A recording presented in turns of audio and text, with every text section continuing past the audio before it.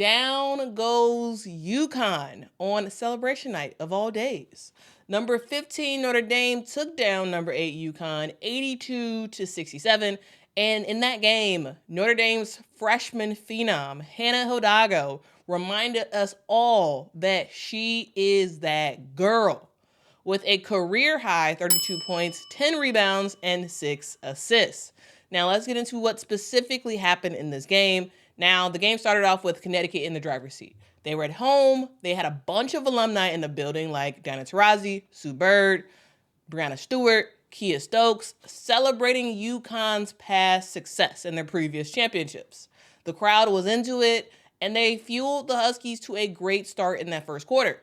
UConn led at the end of the first quarter 21-14, and they were energized by freshman Ashlynn Shade, who was scoring some buckets, as well as Aaliyah Edwards, who was just getting whatever she wanted down low. Aaliyah Edwards had 8 points at the end of that first quarter, and Ashlynn Shade had 6.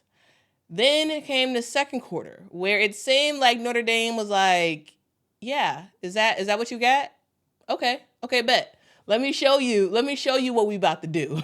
Y'all, and what they did in that second quarter was dominate. The Irish had some great bench production. Their second quarter start really was fueled by Nat Marshall, who came off the bench and provided a spark for this team, scoring a boatload of points in that second quarter. Sonia Citron, who is still not 100% healed from her injury, she started scoring as well. And then, of course, you had that girl, Hannah Hidalgo, who ended the second quarter with a bank 3 and led the team on a 26-5 run, again, in that second quarter. So at the half, Notre Dame was up 44 to UConn's 35. And for the rest of the game, it basically mirrored the first half. In the third quarter, UConn started to build some momentum. And in the fourth quarter, Notre Dame quashed it, finishing the game on a 22-10 run and beating UConn at home, ending their 13-game win streak. Now let's dive into a little bit about why UConn lost and a good thing that we saw from UConn yesterday. Well, to me, it was two things that caused UConn to lose. Number one, I would say it was Nika Mühl getting in foul trouble. That was a huge factor because she was only able to play 19 minutes in that game before filing out. Now, Nika did not score in the game when she was in. However, I would say when she was on the court, UConn overall played a lot better. Mainly, I think because they were able to run a smaller lineup, and they seem to be really good at that. I will say that when Nika Mühl was out, it basically was the times where Notre Dame would start to make a run.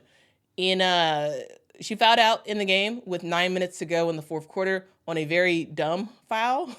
I'm not sure why she committed that foul. But after that, it was kind of over.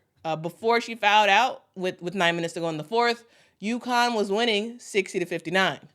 And after she fouled out, there was 3 freshmen on the court plus Aaliyah Edwards and Paige Bueckers. And that just wasn't going to cut it for this team. And the second reason that I think UConn lost is that they have an inability to defend against the pick and roll. A whole boatload of Hannah Hidalgo and Maddy Westbeld points came directly from pick and rolls. And regardless of what UConn did on defense, they just could not stop it. What was the inexperience of the freshmen a factor? Sure. And I'll see them sort of improve as time goes on, but that was a huge issue for this team. On the positive side for UConn, Aaliyah Edwards continues to show why she is one of the top post players in the country. She went for an efficient 10 of 14 from the field, finishing with 23 points and 11 rebounds in this game. And truly, if it wasn't for Aaliyah Edwards keeping this team in the game, they would have got blown out by way more. Aaliyah Edwards, throughout the game, consistently was able to get whatever she wanted in the post. And it was clear that Notre Dame tried their best, but you can't totally stop Aaliyah Edwards. She's too good. Now, for Paige Bueckers, she had a uncharacteristically inefficient night.